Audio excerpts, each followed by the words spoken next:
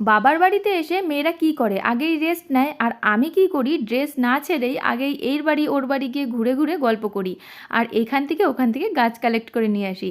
এখানে একটা বট গাছ নিয়েছিলাম, এই গাছটাকে আমি বনসাই করব বলে নিয়ে এখন গোড়ায় মাটি দিয়ে রেখে দিলাম। বেশ খানিকক্ষণ রেস্ট নেওয়ার পর এবার চলে আসলাম এঁচড় কাটতে। দেখেছো কত সুন্দর এঁচড় হয়ে রয়েছে।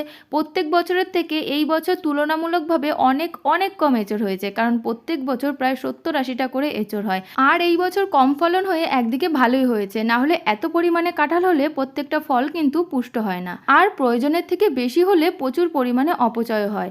এখন আমি অনেকগুলি এঁচড় কেটে নিলাম, এইগুলি দিদি নিয়ে যাবে। একটা একটা করে আমি কেটে ওদের হাতে দিচ্ছি, আর ওরা এগুলিকে সরিয়ে রাখছে, কারণ কাঁঠালের কষ ঝরাতে হবে, না হলে এই কষ কিন্তু একদম আঠার মতন চিপকে থাকে। এরপর বিকেলবেলা আমরা সবাই মিলে চলে আসলাম হাটে। আর আজকে যেহেতু বুধবার, বুধবার করে কিন্তু হাট বসে।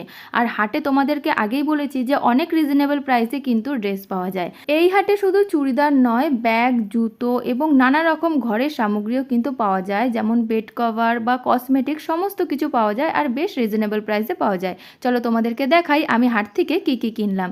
এই টু পিসটা আমি হাট থেকে কিনেছিলাম, এর দাম কিন্তু অনেকটাই কম নিয়েছিল।